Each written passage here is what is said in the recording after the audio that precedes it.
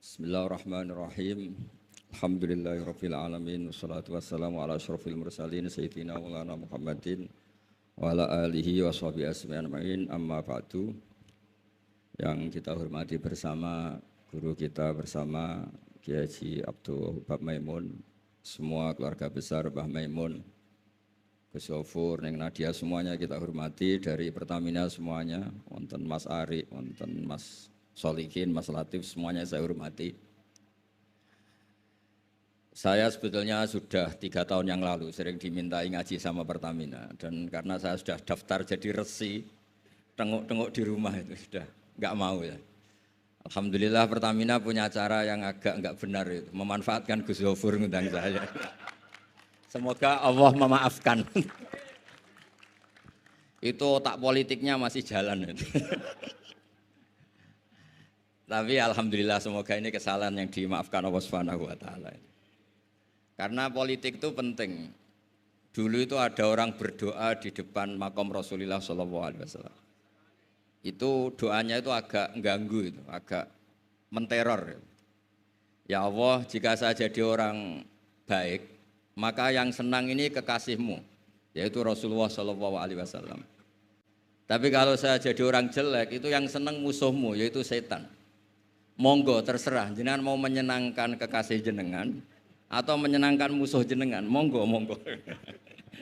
Itu kata Allah, ini agak repot.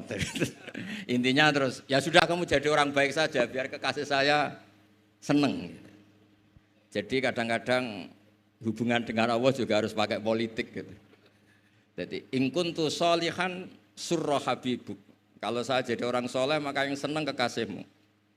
Kalau saya jadi orang jelek, yang seneng itu musuh engkau. Terserah jenengan sebagai Tuhan milih mana, menyenangkan kekasihmu atau menyenangkan musuhmu.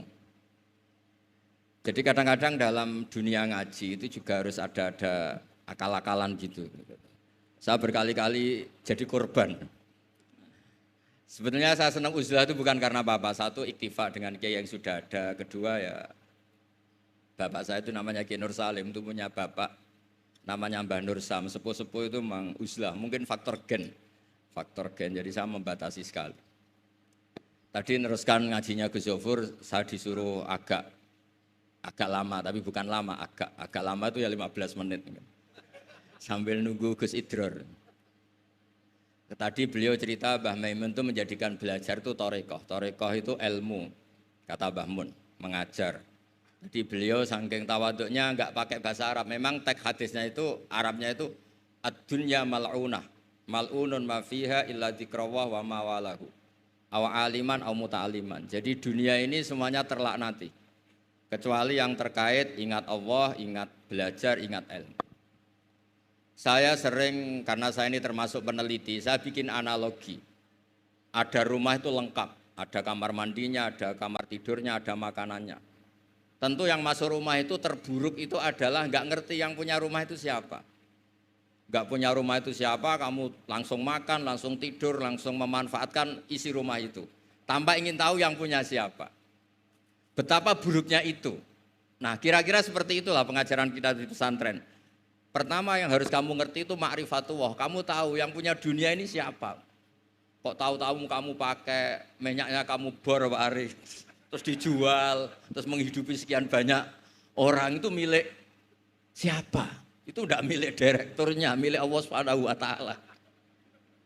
Jadi memang ngerti itu nomor 1. Jadi ya sama, kamu mau sowan sini itu harus matur Mbah Ubab sebagai putra Mbah Mun tertua, matur Mbah Gofur. Kalau ngundang saya ya harus lewat Gus Gofur. Jadi pokoknya harus ngerti dulu, intinya itu harus ngerti dulu. Itu ada orang Gus, biasa dimarahi istrinya, tuh senengnya sama saya bukan main. Karena saya sering cerita, ilmu itu penting, yang bikin orang gak kaget tuh ilmu. Kamu tahu kan istri kamu pantangannya itu kamu pulang gak bawa uang, sudah gitu punya cerita di luar kamu tuh gak macem-macem. Ya Gus tahu, setelah pulang betul-betul gak bawa uang, ada kabar kamu macem-macem. Istri kamu marah, gak marah. Setelah marah betul, Anda harus bangga, karena itu sesuai teori ilmu Anda. Akhirnya setiap dimarahi istri itu dia bilang, ternyata ilmu saya akurat. Ilmu saya benar gitu. Jadi ilmu itu penting supaya kalau kita ngalami apa-apa itu tidak kaget. Di mana-mana atasan itu ya marahi bawahan. Bawahan itu takut sama atasan. Suatu saat kamu dimarahi Pak Ari, ya berarti sodako ilmu saya memang akurat. Karena tidak ada ilmu yang mengajarkan bawahan marah sama atasan. Ya sudah, anggap saja itu sesuai teori. Jadi enak lah, anut ilmu itu enak. Tadi kalau Gus Zofur cerita dulu di Madrasah Sarang sampai di Al-Azhar, itu takutnya kiai itu kalau diancam santri itu boyong. Memang ketika saya ngaji sama mas saya Sarang termasuk sama Mbak Ubab itu masyhur itu. Kalau ada orang nggak naik kelas, itu kiainya diancam saya naik atau kembali ke terminal. Itu kiai biasanya takut. Itu cerita terkenal. Ternyata di Al-Azhar sama. Tadi ada anak Thailand nggak hafal 8 juz, bawa tiket ke sini. Saya pulang ke Thailand tidak jadi orang, Pak dosen yang dosa. Lulus. Lah itu di cerita-cerita yang diceritakan Said Muhammad termasuk di Abu Abul Farad juga gitu. Ada orang tuh dosanya banyak sekali, kesalahannya banyak sekali. Sampai diceritakan itu kesalahannya digelar itu tis'atan wa tis'ina sijillan. Kullu sijillin maddul basor. Jadi dokumen kesalahannya itu 99 bok kotak, per kotak itu sepanjang mata melihat. Sampai orang ini putus asa karena pasti masuk neraka. Tapi kata Allah, kamu tenang saja.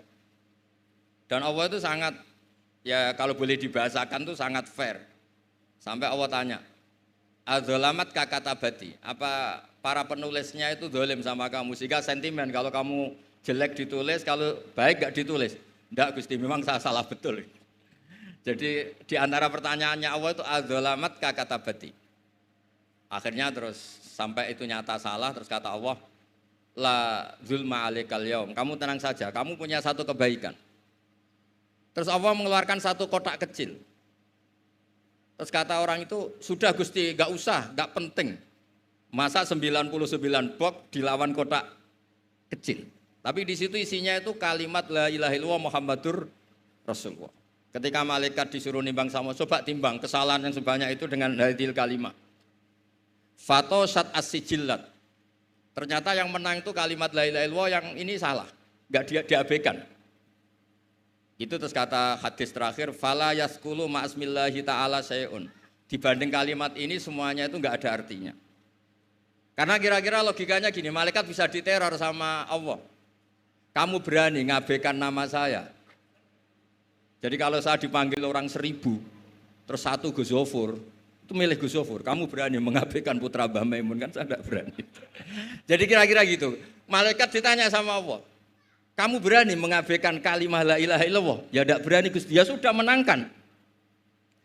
Jadi intinya itu penting sekali kalimah-kalimah thayyibah la ilaha illallah Muhammadur Rasulullah, sujud tadi yang diajarkan Gus Zofur, apalagi tahajud, terus dilihat anak, katanya seneng sekali. Ternyata bapak saya ahli tahajud. Kalau enggak dilihat ya diceritakan Gus baginya. Tapi apapun itu supaya analogi, agama itu dimulai diantaranya selain Quran, hadis, ijma itu kias. Kias itu analogi. Ya kayak tadi, kamu masuk rumah, di situ semuanya lengkap, fasilitas lengkap, kamu pakai aja tanpa terlintas tahu yang punya itu siapa, yang mengizinkan itu siapa. Betapa buruknya itu. Sama betapa buruknya kita nikmati alam raya ini kemudian tidak tahu yang punya siapa. Nah, mengerti itu disebut ma'rifatullah. Sehingga orang yang tidak ngerti itu termasuk dalam riwayat tadi, ad-dunya mal'unatun mal'unun ma fiha illa dzikrawah wa mawalahu au aliman au muta'aliman. Gini ku ngoten mawon nak kata-kata sing bingung mboten kula tok, jenengan luwih bingung. Mergo napa nggih? Repot kabeh lho. Ilmu nak kakean repot. Kula mawon repot malah jenengan repot. Soalnya tak janjeni swarga ngoten mawon kersane seneng. Mau jare Gus Gofur ngoten. Ado-ado Semarang rene numpak bis mlebu hadis man salaka tariqan yaltamisu fi ilman sahalallahu lahu tariqan apa ilal jannah. Jadi pokoke ngaji teng adat pesantren guys, pokoke sing seneng wis mboten ngancam-ngancam wis. Ini wasiate bapak kula. Bapak kula sering cerita, wong ning omah diamuk bojone utange akeh, ning tempat ngaji diancam neraka. Dadi ning omah diancam, ning tempat ngaji diancam dari min jahanam ila jahanam. Kata bapak saya, pokoke ngaji ku sing seneng. Alhamdulillah guru saya juga guru bapak saya Mbah Maimun tuh kalau ngaji ya guyon itu. Sampai pernah beliau cerita, aku tahu disalahno wong ngaji kok guyon terus. Dawe Mbah Mun lucu. Mergo aku wis iso maca, cara rapati iso ya ora iso guyon, mergo wis meruntus roh kitab iku.